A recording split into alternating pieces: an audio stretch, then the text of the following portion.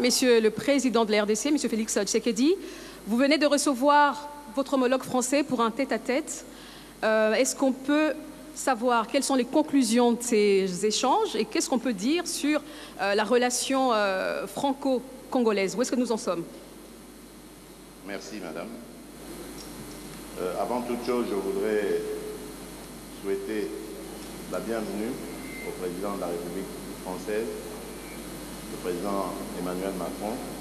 Cher Emmanuel, tu nous fais un grand plaisir de venir en ce moment à Kinshasa, capitale du pays où nous sommes victimes d'une agression injuste et barbare. C'est dans le malheur, dit-on, qu'on reconnaît les amis. Et le président Macron est là pour ça. Les relations entre la République démocratique du Congo et la République française sont au beau fixe. Et après la discussion que nous avons eue, le président Macron et moi, je peux dire que nous avons tracé les pistes d'une coopération encore plus importante. Vous savez que le président Macron a dernièrement esquissé les grandes lignes de sa nouvelle vision de la politique française en Afrique. Je l'ai encouragé à ce sujet parce que j'estime que la France-Afrique est dépassée et que si la France veut être aujourd'hui en compétition avec tous les autres partenaires de l'Afrique, elle doit se mettre au diapason, évidemment, de la politique africaine par rapport, évidemment, à ce que les peuples africains veulent et de la manière dont les peuples africains regardent désormais les partenaires de coopération au développement avec qui ils sont en contact. Je me suis réjoui d'apprendre de la part du président français que cette approche est aussi la sienne et que je lui laisserai évidemment le soin de préciser cela et que, moi j'allais dire, cela va dans le sens évidemment des intérêts de l'Afrique. Pour ce qui est de ce que j'ai évoqué en entrée en matière, c'est-à-dire cette agression injuste et barbare, comme vous le savez, il y a eu un mini-sommet à Addis Abeba récemment, au cours duquel nous avons désigné le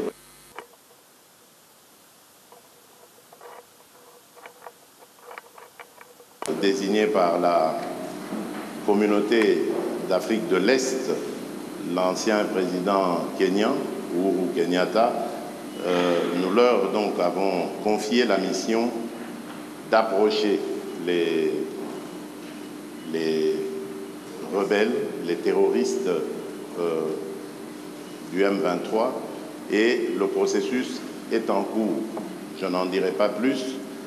De mon côté, j'ai reçu des émissaires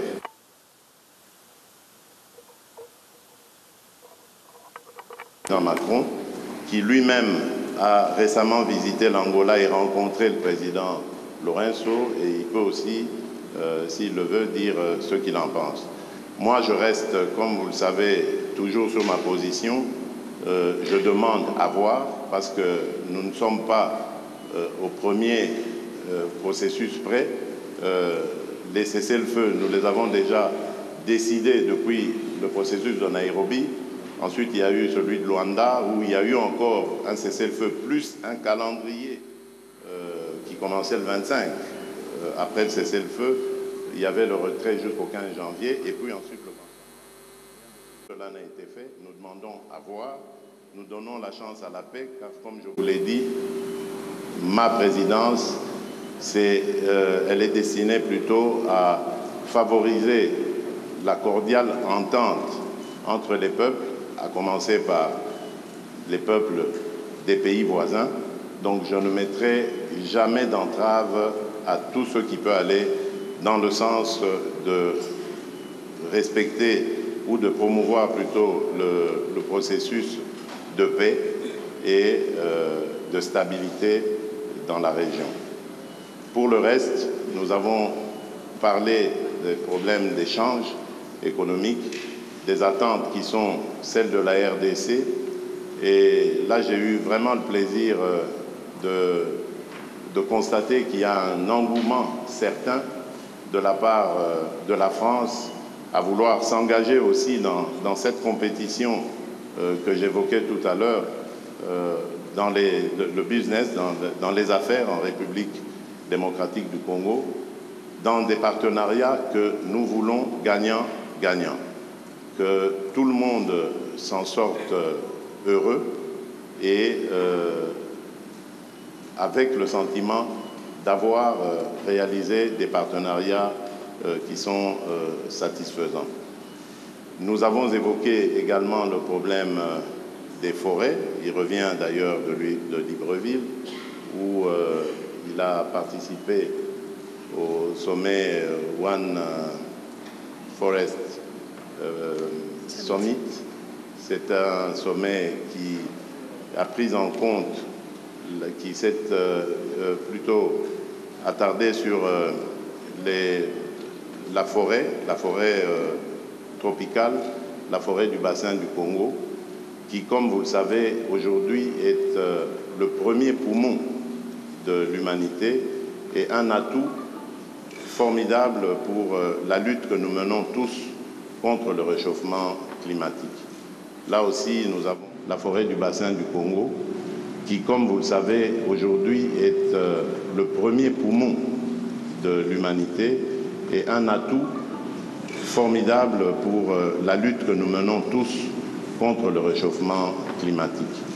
Là aussi, nous avons développé une série d'idées et nous sommes arrivés aussi à des conclusions de partenariat importants pour à la fois mettre en avant cet atout considérable qu'est la forêt, mais également comment par la transformation sur place, la transformation locale, nous pouvons créer de la richesse et des emplois, bref, une dynamique économique qui peut être favorable à nos pays.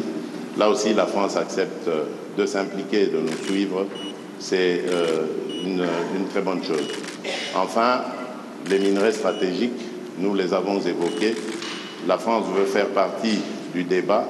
Ce qui m'a le plus intéressé, c'est ce partenariat qui va être conclu, je crois, avec la firme française BRGM, qui va nous apporter son savoir-faire et nous accompagner dans la certification de nos minerais, la cartographie, et plus tard, évidemment, ça nous aidera à pouvoir mieux exploiter ces domaines.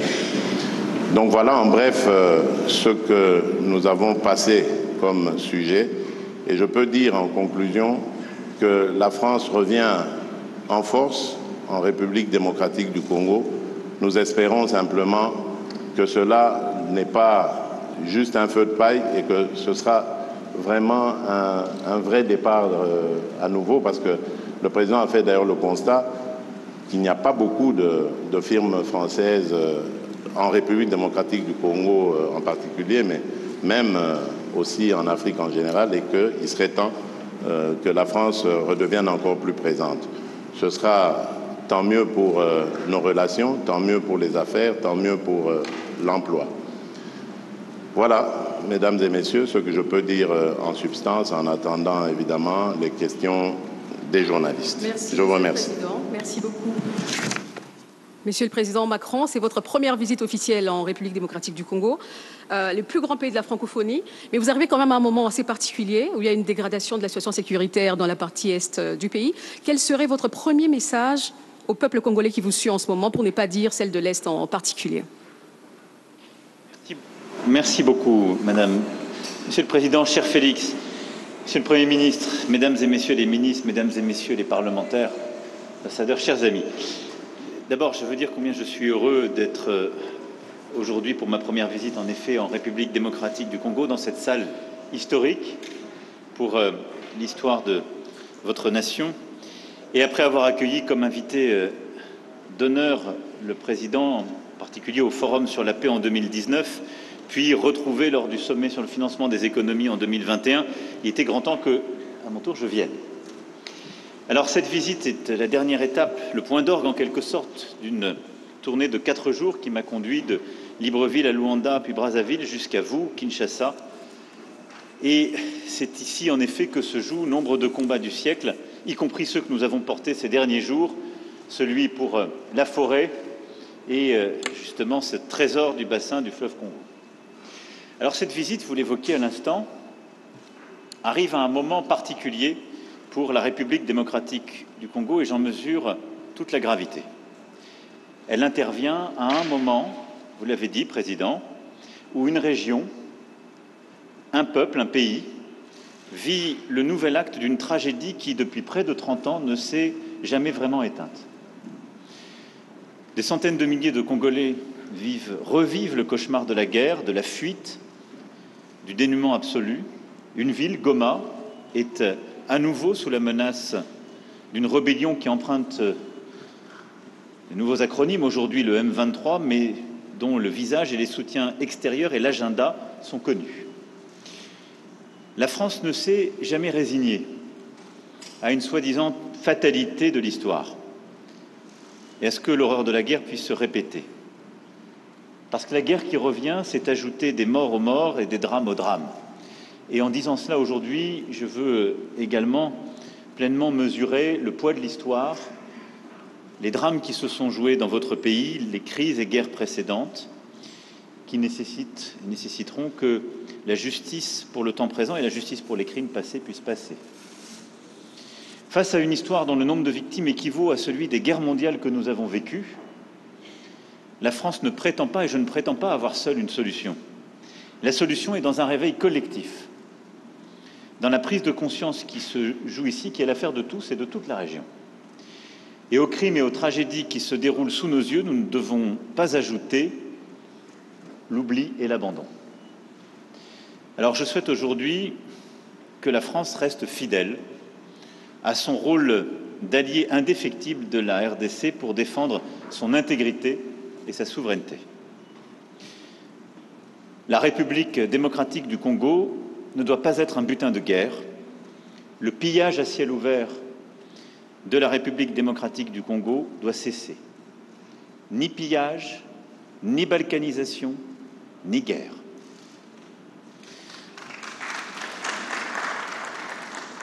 C'est le sens même de ma présence aujourd'hui, dire à tous qu'il ne peut d'ailleurs y avoir 2 poids 2 mesures entre la tragédie qui se joue en Ukraine, sur le territoire européen, et celle qui se joue sur le sol africain.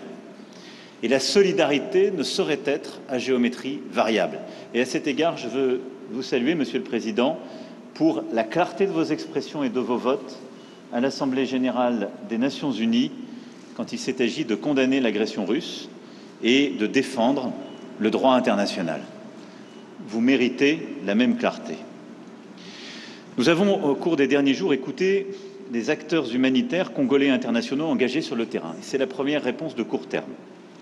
Nous avons entendu leur alarme face au dramatique manque de moyens qui se profilent sur le terrain et les situations extrêmes qui sont à nouveau vécues par nombre de vos compatriotes.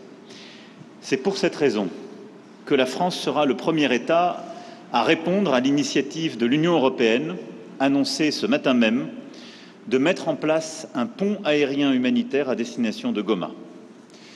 Nous allons débloquer une contribution immédiate de 34 millions d'euros d'aide humanitaire, laquelle s'ajoutera au montant de près de 50 millions annoncé par l'Union européenne. Nous nous tenons également à la disposition de l'Union européenne pour fournir des moyens de transport, civils ou militaires, et pour procéder à leur acheminement. Je veux ici remercier le commissaire européen Lenarčič d'avoir amorcé cette solidarité européenne qui se concrétisera dans les jours qui viennent par l'acheminement de plusieurs tonnes de matériel humanitaire au profit des populations déplacées dans la région de Goma et dans toutes les régions qui ont été affectées par ces mouvements rebelles et ces groupes terroristes. Le rôle de la France, c'est aussi de tout faire pour qu'il y ait un chemin vers la paix. Pour cela, chacun doit être à la hauteur de ses responsabilités. J'ai parlé il y a quelques instants au secrétaire général des Nations Unies, Antonio Guterres, qui est engagé pour faire jouer aux Nations Unies leur rôle indispensable, et je l'en remercie. Et donc ensemble, nous devons travailler, Union européenne, Union africaine, organisations sous-régionales, pays de la région et Nations Unies, à ce qu'on chacun donc apporte sa contribution pour enfin imposer la désescalade et la paix. À cet égard, je veux ici dire tout notre soutien au processus de Luanda et de Nairobi. Et suite à la dernière réunion qui s'est tenue en marge du sommet de l'Union africaine à Addis Abeba, notre soutien à la médiation que vous avez confiée. J'étais hier avec le président Lourenço, nous avons eu un très long échange sur le sujet et le plan qui est aujourd'hui sur la table, qui a été agréé par tous, qui est en train d'être mis en œuvre, j'en suis convaincu, est le bon, à condition évidemment qu'à chaque étape il soit respecté et que le chronogramme qui a été décidé à partir du 28 février soit dûment respecté. Cessez-le-feu sur le terrain, mécanisme de vérification sous supervision angolaise, cantonnement du M23 sur votre sol, processus de désengagement, désarmement et réinsertion, déploiement de forces régionales, et je veux ici remercier les Kenyans, j'espère que les autres rejoindront, et je veux ici dire que nous serons évidemment mobilisés pour aider au financement, et désescalade dans un premier temps, retour à une paix durable ensuite. Tout ça est ce qui nous a longtemps manqué, mais tout ça dépend évidemment des pressions politiques, diplomatiques, économiques, pour que cela soit respecté. À cet égard, la discussion que j'ai eue avec le président, la discussion que nous avons eue avec le président Lourenço, la discussion que j'ai eue ce matin avec le président, cher Félix, et l'échange que j'ai pu avoir avec le président Kagame m'a démontré une chose, tous m'ont apporté un soutien clair au cessez-le-feu pour mardi prochain, qui est prévu dans le chronogramme, sur lequel se sont engagés aussi les représentants du M23 qui sont allés voir le président Lourenço. Nous verrons maintenant si chacun respecte la parole donnée. Mais si je dois retenir un seul motif d'optimisme, c'est que tous mes interlocuteurs adhèrent à ce plan porté par l'Angola, le Kenya, le Burundi, et je salue, cher Félix, le courage qui est le vôtre de donner une chance à ce plan et à la paix, avec une exigence légitime, c'est que tous ceux qui s'y engagent respectent la parole donnée, les rendez-vous, les dates et l'effectivité des choix pris et des promesses tenues. Il nous revient d'être collectivement à vos côtés pour faire la démonstration que ce choix est le bon. Ceux qui s'en éloigneront auront une responsabilité écrasante et s'exposeront à la sanction de l'histoire. Et dans une région où la France a su regarder en face son propre passé, nous savons combien ce poids de la sanction de l'histoire peut être accablant. Je le disais en ouverture de mon propos, cette visite en un moment de gravité est aussi une visite d'amitié, d'espoir, et le président l'a évoqué à l'instant. Et c'est un espoir légitime parce que vous êtes un grand pays, et nos deux pays ont en quelque sorte en commun aussi de voir grand. Et pour transposer un mot célèbre du général de Gaulle, le Congo ne peut être le Congo sans la grandeur. Et donc, aucun pays d'Afrique n'est plus doté que le vôtre de richesses de toutes sortes et une capacité à saisir un destin d'exception. C'est pourquoi nous souhaitons bâtir un partenariat nouveau sur plusieurs axes. D'abord, vous aider à la pleine souveraineté sur le plan sécuritaire et militaire. Nous sommes déjà les premiers partenaires en termes de formation militaire de la RDC. Nous souhaitons faire davantage parce que la condition pour qu'il y ait, dans la durée, la fin des pillages, la fin du risque de balkanisation que j'évoquais, c'est qu'il y ait le retour de l'État régalien et des conditions de cet État régalien partout sur le territoire. Nous souhaitons être des partenaires dans la durée de ce travail. Formation, équipement, capacité à être à vos côtés, ça correspond au nouveau partenariat qui est le nôtre. Deuxièmement, c'est sur le terrain économique, vous l'avez dit. Nous allons cet après-midi, dans une conférence économique, illustrer ce que je disais lundi.